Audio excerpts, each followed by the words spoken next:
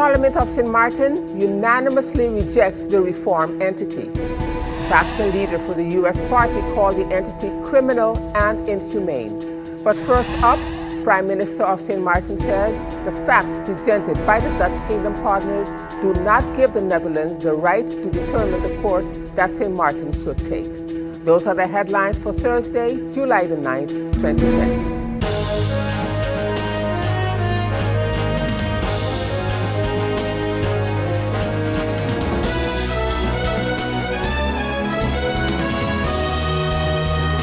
Welcome, viewers. This is SXM Daily News. I am Valerie Van Putten. Thank you for joining me this evening. And as usual, we have a packed newscast for you, so let's get started. In our first story, the House of Parliament sat in an urgent plenary public session on Wednesday, July the 8th, 2020, to discuss the decision that will be taken in the Kingdom of Council Ministers on Friday, July the 10th, 2020, in the Netherlands. The public meeting was held in a virtual setting, and the entire Council of Ministers was present. The first speaker was the Prime Minister of St. Martin, the Honourable Sylvia Jacobs, and at the end of the 7-hour meeting, it was decided that Parliament unanimously rejected the Caribbean reform entity proposed by the Dutch government as a condition for Curaçao, Aruba, and St. Martin to receive the third tranche of liquidity support. Parliament also approved Prime Minister Sylvia Jacobs to travel to the Netherlands to represent the country in Friday's Kingdom Council of Ministers meeting. In her presentation last night, the Prime Minister said that those facts presented by the Dutch Kingdom partners do not, however, give the Netherlands the right to determine the course that St. Martin or any other country in the Kingdom should sail. We as Caribbean constituent states still have in hand and should keep even with the obstacles we have before us. Those facts do not, however, give the Netherlands the right to determine the course that St. Martin or any other country within the kingdom should sail. That is something that we as Caribbean constituent states still have in hand and should keep even with the obstacles that we have before us. Yes, what we face is a need for financial support and maybe technical support in certain areas. However, when we called upon our kingdom partners, the assistance that is being offered is in reality a takeover of the island's autonomy in disguise. Let there be no mistake, Mr. Chairman, members of Parliament, about what is happening and what has been happening. The Netherlands seek to impose an extra layer of governance by their own fashion and design, wherein the Netherlands, through the Ministry of BZK, will rule St. Martin, Aruba, and Curaçao, and by Friday, we are expected to express a political willingness to do so, to agree to the establishment of this new entity, which will effectively render the Council of Ministers to nothing more than a rubber stamp and void the political responsibility of the appointed ministers. Parliament's power to hold ministers responsible for their administrative decisions will also be reduced to practically nothing, as ministers will no longer be able to determine St. Martin's governing agenda. And we are here talking about a total usurpation of the administrative and political powers of government and Parliament of St. Martin, and by extension, the other Caribbean countries, by the Netherlands, with all the powers being deposited at the Minister of Interior and Kingdom Affairs, better known as BZK. This is of grave concern to the Council of Ministers, as we find ourselves once again at a crossroads where hard political decisions will need to be made, and where we have to ask ourselves whether we are truly partners in this kingdom or are taking several steps back towards being colonies once again.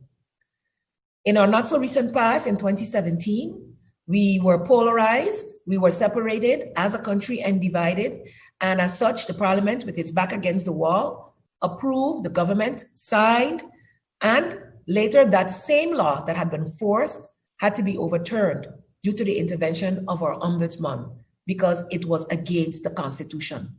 Now, without even having to go that route, Mr. Chairman, we can already see that the preliminary conditions already raised several questions as to the legalities and whether they fell within our statutes and those of the kingdom and international laws. And now again, with this entity being proposed, whether or not our laws are not being trampled upon is not even a question. It is definitively happening.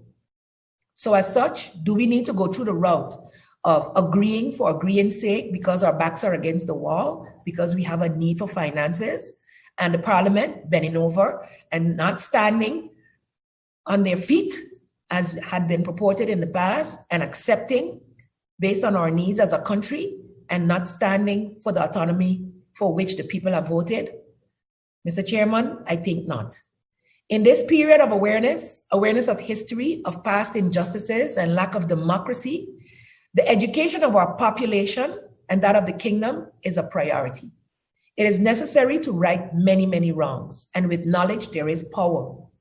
Not one more instance of Dutch supremacy must be allowed by our agreement, by our complicity, as that has been tossed in our faces more times than we can count. How many times since 2010 have I not heard, but you agreed to this? You, St. Martin, agreed to this. When we asked why we could not make use of funds that had to be written off, why we did not get the kwijtschelding we had to get, you agreed to this. When asked why the CFT was strangling our ability to be able to borrow, but you agreed to this. Will we look back again and say, but St. Martin, you agreed to this?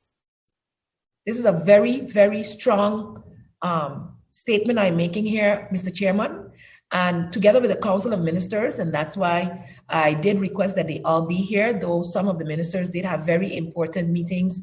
I must say the Minister of Justice is in a very key meeting with the stakeholders pertaining to the police officers' function book, which cannot be ignored. And I did not want to have to break anyone's schedule. But for me, it is important that we stand here unified as we did in our Council of Ministers meeting yesterday. And still to come, faction leader for the U.S. party called the entity criminal and inhumane. We'll have the details of that story and more when SXM Daily News returns.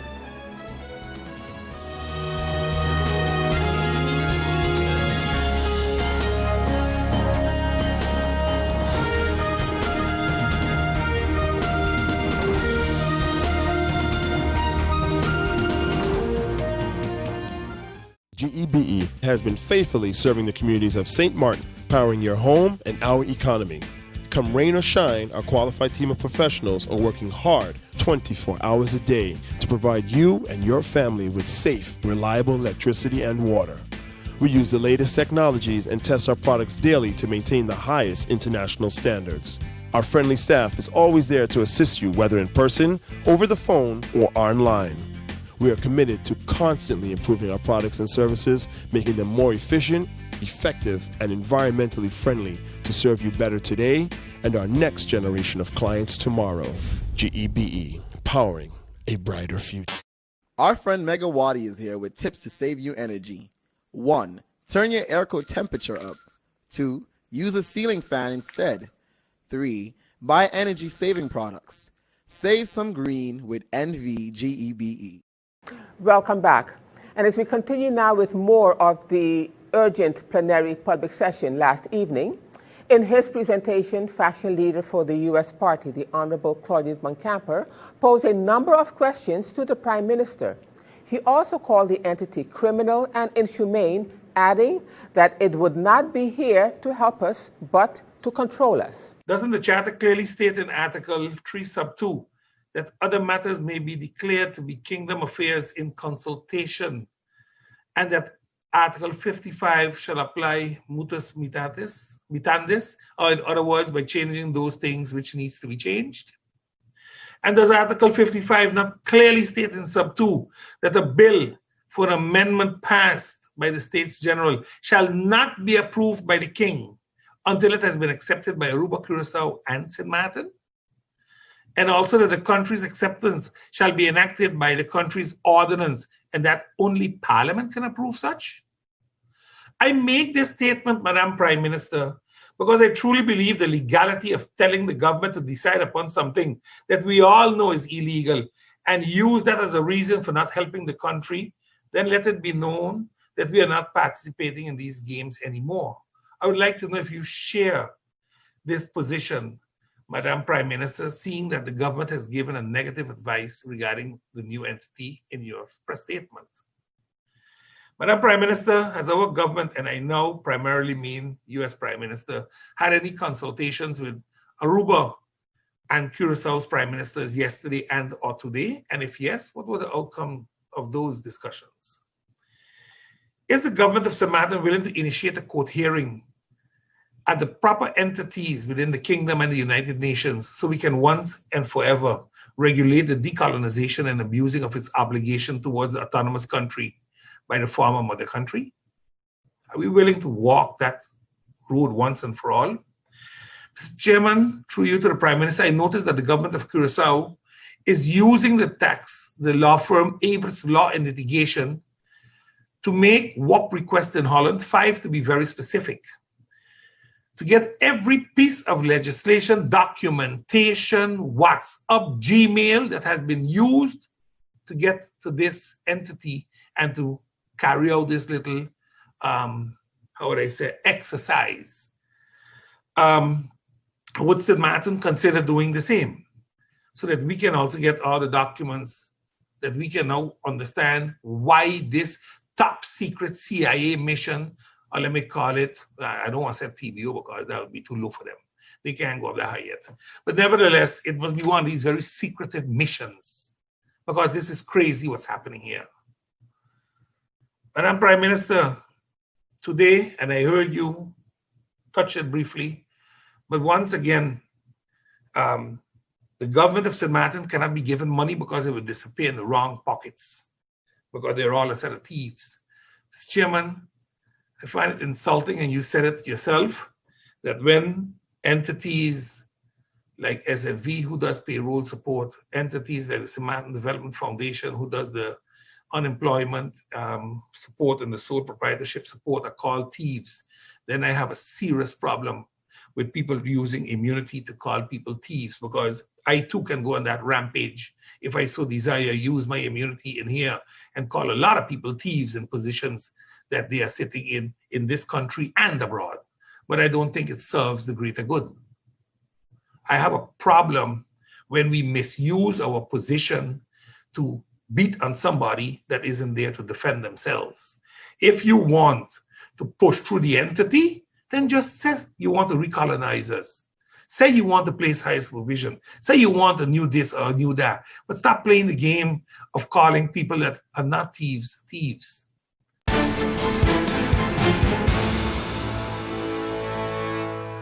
Now turning to our weather forecast for July the 9th, 2020. The Atlantic high-pressure ridge will maintain a relatively dry and stable atmosphere, as well as gentle to moderate winds across the region. Additionally, Saharan dust will aid in restricting significant showers and account for hazy skies. Persons with allergies and/or respiratory illnesses should continue taking the necessary precautions. Seas have subsided, but still expected to peak near 7 feet during the next few days. Small craft operators and sea bathers should continue to exercise caution. And the outlook through Saturday midday, partly cloudy to cloudy and breezy with light haze and isolated showers. Now let's turn to your 3-day forecast.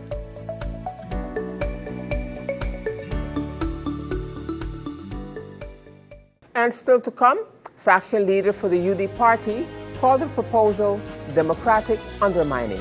We'll have the details to that story and more when SXM Daily News returns.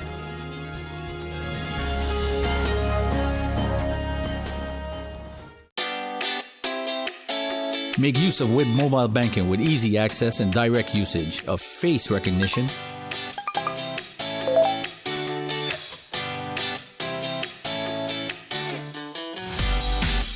PIN code,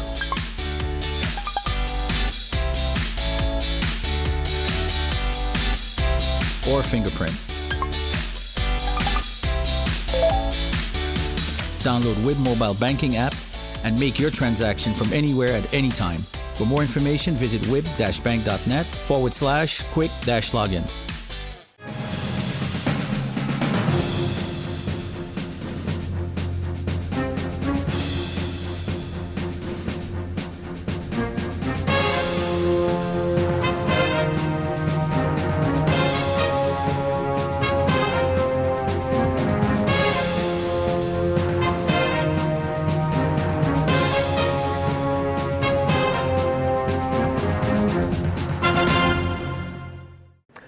And as we continue now with more in last night's meeting, faction leader for the UD party, the Honorable Sarah Westcott Williams, also posed a number of questions to the Prime Minister and to the Minister of Finance, which included the execution of the conditions.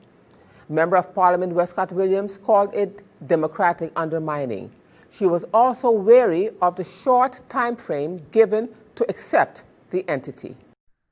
And so before I continue on the matter of the new entity, to the Prime Minister and the Minister of Finance, we also received communication regarding the execution of the conditions.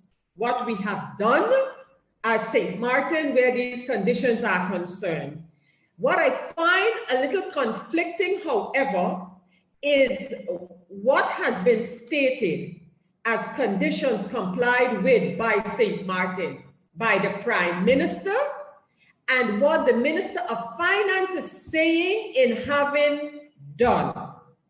And this takes me to the execution of the conditions with respect to the SSRP. And I need from the Prime Minister and the Minister of Finance a clear explanation in terms of one. Assistance was asked from the Dutch government for our SSRP. And based on that, the SSRP was started. We have after that been told that the way it was being executed was not in conformity with the conditions as put forward. Now we're telling the Netherlands via the CFT that we're going to adjust the way that we have executed the conditions. And very specifically, my question in this respect is the following. How are we going to overturn the way that we started the execution of the SSRP to now comply with the way that, according to the CFT and the Dutch government, the conditions were meant to be executed? So I need to find a better breakdown of the execution of the conditions where the SSRP is concerned, as well as the other conditions. What are we doing? So we have taken the money. Firstly, we kind of pre-financed the start of the SSRP with the liquidity assistance we got from the Netherlands. We have been made to understand. Then we received the first tranche of the 24 million guilders. However, after the initial start of the SSRP, we have been told that we were applying it not in accordance with what the Dutch government expected. How are we going to move from where we started, which was based on our interpretation, to now deal with matters like employees' contribution, employers' contribution? How are we going to make that transition into what now they're telling us we were doing wrong? In that light, can the letter from the CFT in this respect be shared with the Parliament of St. Martin, where we're being told about not being in total compliance of the conditions? And still to come, Parliament of St. Martin unanimously rejects the reform entity. We'll have the details to that story when SXM Daily News returns.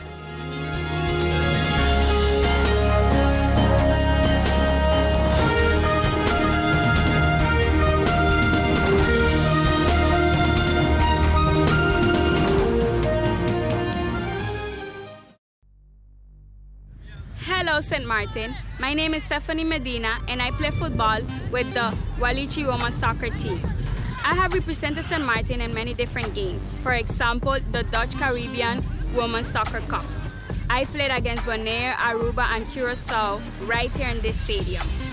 Sports matter to me because it makes me happy, it keeps me fit and healthy, and it is very fun. So I asked the business community to take on this challenge and help us rebuild our facilities. And I also asked the community to nominate the local businesses in your area and take on the challenge and step up for sport. Why? Because sports matter. Check out the Department of Sport Facebook page for more information.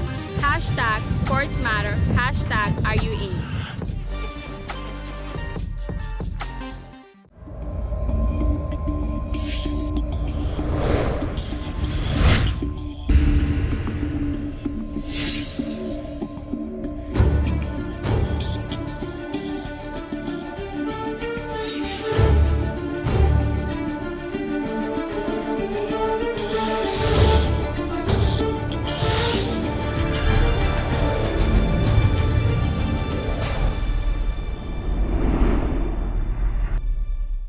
And after the members of Parliament made their presentations last evening at the urgent plenary session of Parliament, Second Deputy Chair of Parliament, the Honourable William Marlin, read the motion, and then all 15 members of Parliament cast their vote. To support the decision of the Government of St. Martin to reject the conditions as presented in the Concept Rijkswet Caribische Hervormingsentiteit. To request the government to present a counter-proposal to the Kingdom Council of Ministers, to urge the government to dialogue with the government of the Netherlands on the procurement of financing devoid of conditions that will trample on local and international laws, as well as inflict a negative socioeconomic impact on the lives of the people of St. Martin. To urge government to create within 3 weeks' time a socioeconomic recovery and development strategy in order to secure supplementary financing options for the support of the livelihoods of the people of St. Martin. To urge government to explore the feasibility of having government-owned entities, NZBOs, for example, SZV, hold partial government assets in order to bring government to a stronger fiscal position while reducing government's debt ratio insofar as they comply with all relevant laws and do not hurt the viability of their funds. Action in this regard should only be taken after in-depth financial due diligence of the respective entities is conducted. And goes over to the order of the day. Copies of this motion to be sent to the government of St. Martin, the governments of Aruba, Curacao, and the Netherlands, the parliaments of Aruba and Curacao, the first and second chamber of the Netherlands. The draft motion, as presented by MP Bryson on behalf of a cross-section of Parliament, I believe basically with the input of all factions, has been signed by members present from the different factions in the building at the moment. And it was signed by MP Melissa Gomes, MP William Marlin, MP Grisha, Heiliger Martin, MP Rolando Bryson, and MP Boncampo. 15 votes for, 0 votes against. Thank you, Griffier, and thank you, members of Parliament. All 15 members have voted. All 15 members have voted in favor of the motion. This is indeed a historic day for St. Martin. Our Prime Minister, if she travels, get on a flight tomorrow, will be traveling with the support of each and every member of Parliament, with the support of each and every faction, as far as our stance is concerned, as far as this entity that they would want to impose on the countries, St. Martin, Curacao, and Aruba. And as we end this edition of SXM Daily News for this evening, NVGEBE hereby informs the general public that disconnection will take place for the area of Phillipsburg during the week of July the 13th to the 17th, 2020. Please take note of the following area and make every effort to have your bills paid and settled on time. GEBE office hours are from 7:45 a.m. to 3 p.m. at both locations. If you are experiencing difficulty paying your bills, please contact their customer care department for a payment plan. They are open from 7:45 a.m. to 3 p.m.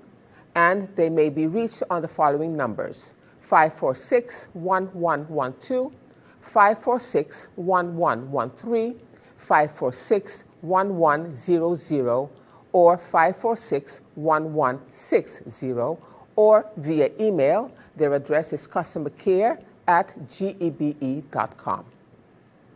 And with that, viewers, we've come to the end of this edition of SXM Daily News for this evening. I am Valerie Van Putten, thanking you so much for joining me this evening. And just a reminder that this and other programs are available online. Simply log on to stmartinmediacenter.com for viewing. And on behalf of the SXM Daily News team, we thank you for watching and plan on meeting you right back here again tomorrow.